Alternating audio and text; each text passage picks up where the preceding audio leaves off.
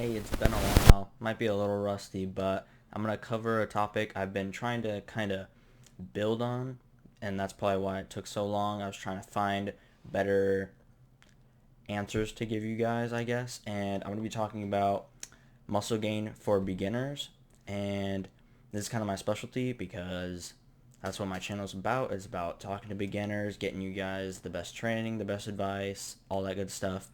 And it's kind of my specialty because I started off small and gained muscle. I didn't have to cut down first. So, and I'll have a video out about cutting as well because I am doing a cut right now. But that's not really my specialty, so I want to get in deep about what I personally have already done, and I already have really good answers for you. But I wanted to find answers or really think of answers that people don't say as much. Like if you watch any other video, there's two things I'm going to cover that you'll hear in almost every single newbies gaining muscle video. And those two things are, we'll start off with too much cardio. I don't really think a lot of people do too much cardio unless they're doing a sport. Let's say football. Football is probably the biggest one I could think of.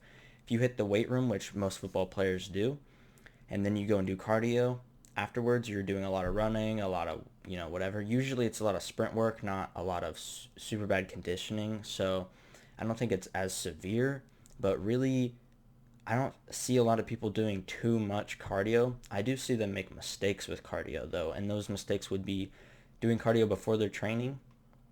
Not the smartest idea, because then you won't be able to push as much weight in the gym, which obviously you don't want. We all want to get stronger and we all want to get bigger muscles. That's the whole point, right?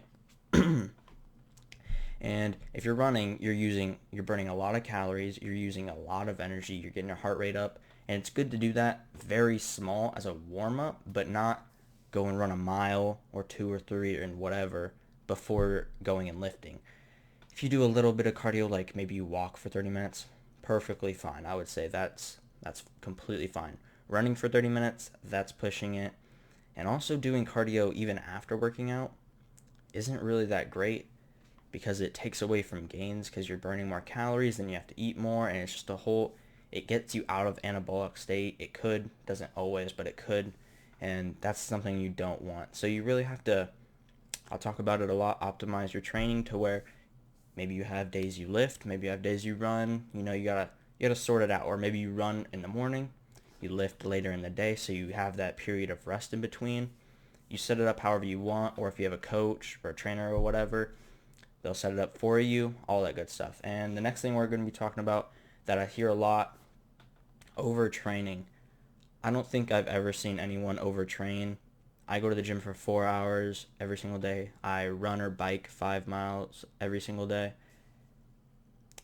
And I don't overtrain. I still gain. I get stronger. I get better. And I go for so long. And when I say I go for 4 hours, I do go hard in the gym, but I also go to a very small gym. So a lot of that is I have to switch between different machines and do different things because people take up like the bench. There's only like 2 benches in my entire gym, which is, it really hurts. But so that really, when I say 4 hours, my workout would take me 2 hours because when I went to my previous gym, it only took me 2 hours. Rarely ever took me longer unless it was like a leg day. Leg day I usually go really, really hard. But other than that, it would take me 2 hours. That's more than a lot of people do. Most people say 1 hour, 1 hour and a half. I don't think I've ever heard anybody ever say, go do 2 hours. You have to do 2 hours or whatever. But that's how my training is set up, and that's how I do it, and that's how it works for me. It's just unfortunate I go to a smaller gym, so it ends up being way longer, 4 hours. So it's kind of over exaggerating a little bit. It is 4 hours, but that's the time, not the actual work that I put into the gym. The amount of work would actually be 2 hours. But still, 2 hours is a lot. Not a lot of people do that. A lot of pros don't even do that. People like Greg Doucette, IFBB pro, he only goes for an hour a day or whatnot. He also has a lot of injuries, but still, he's a pro. He doesn't go for 2 hours. Nobody overtrains. The problem is undertraining. Everyone undertrains. Everyone trains like pussies, you guys. People only do isolation work. They only do machines, and there's no problem with that. But if you're looking to build muscle and you're looking to put on mass and all that good stuff, don't just do some bicep curls. That's only one muscle group. Hit a bigger muscle group with compound exercises, and that's getting into my next thing. People only doing things like machine work and isolation and things they don't need to do. They like the burn. They like the pump. Don't chase the pump. You'll hear some more experienced lifters say that, and it's true. Don't chase the pump unless certain muscle groups need to. I would say shoulders and biceps are probably the only ones that you really need to chase the pump on. But chasing the pump on something like your chest is just a mistake. You don't want to do cable flies or the pec deck for an hour long. Do a bench press for an hour long, and you'll get infinite more gains than doing a pec deck for an hour and then doing cable flies from high to low, low to high, doing a machine press, whatever. You'll get infinitely more gains just doing a bench press, even if you're not doing it at your full capacity. Next thing I'm going to be talking about is not optimized training. And you'll hear me say this a lot. I already said it in the beginning of the video. You really need to, as soon as you possibly can, optimize your training to it best suiting you and your capabilities. If you can't do a certain exercise, don't do that exercise. Flip it for something else. If you want to do that exercise, do it.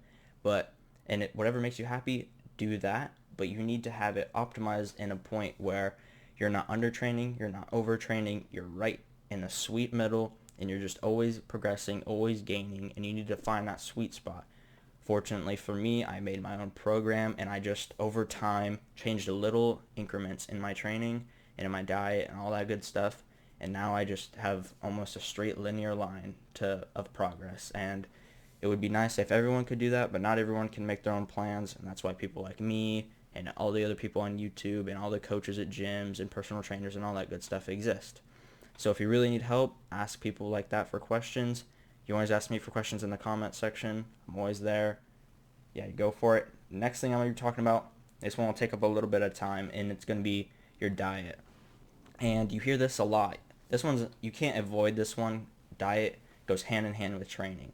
It's just as important as training and diet. You always hear eat big, get big, or eat more, you get bigger, whatever. You eat more calories, you get bigger. And the laws of thermodynamics say that. You eat more calories, you'll get bigger. You don't want to gain fat, though, and that's the problem. You can't just stuff your face full. But if you are a hard gainer, you'll notice that if you've tried that, which I assume most of you have, you just stuff your face full of anything you can possibly find, you don't gain fat, but you also don't gain muscle. And the reason is because you're not eating good food to build muscle. You still need building blocks for the muscle. You can't just eat calories and expect it to build muscle. You need the protein, you need the fat, you need the carbs, you need all the little micronutrients like vitamin D, zinc, iron, all that good stuff. And this actually goes directly with me, so I can give you exactly what I did. When I started training, you go watch my story of fitness or whatever. There was a time where I just wasn't gaining for like 4 months, and then I changed one thing, and it was I ate French toast every single day. 4 eggs, 4 pieces of toast, and cinnamon, all that good stuff, whatever. The main thing was 4 eggs. 4 eggs is 24 grams of protein. Not a lot of protein, it's a lot of fat, but it's a lot of calories. French toast is a lot of calories. And it was really good. It boosted my training up. I got way stronger, way faster, and I started putting on muscle insanely fast. I put on like 4 pounds in like 2 months or something, and it wasn't fat because I've leaned down, I can tell.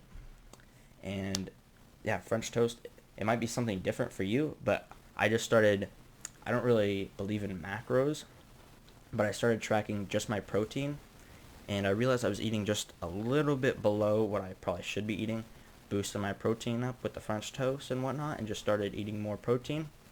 And make sure it's not supplements. That's not good. You want to get it from whole meals like French toast, chicken, salmon, all that good stuff. I'm sure you've heard it before. And you just want to eat quality foods that have lots of calories, but they have to be quality foods. Oats, rice as carbs, eggs, chicken, steak, salmon for protein. For fats, the eggs work just as well. And yeah, You want to eat more calories, yes, because that's what it will build the muscle. You need the energy.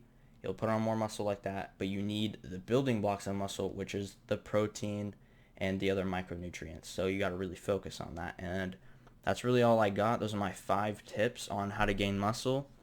If you have any questions, put them in the comments. You know the drill. Sub, follow the Insta, all that good stuff. And I'll see you in the next one.